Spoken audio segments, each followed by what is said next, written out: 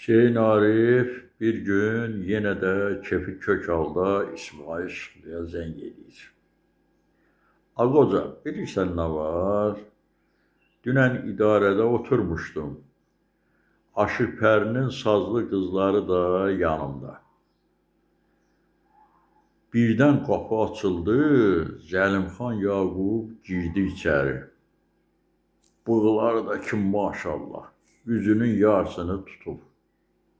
Atıldı boynuma, o üzümdən, bu üzümdən marsa-marsla öpməyə başladı. Dedim, dünyanın işinə bir bax. Xalqı gözəllər öpür, məni də Zəlimxan Yaqub. Ona bir şeir yazmışam, qulaq as. Vaxt olur məclisim meyli məzəli, vaxt olur çiynimdə payız xəzəli. Nadanın birini dünya gözəli, Hüseyin Arifi Zəlimxan öpür.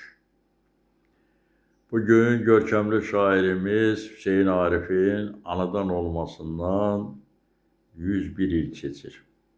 Allah onu rəhmət eləsin, məkanını cənnət olsun.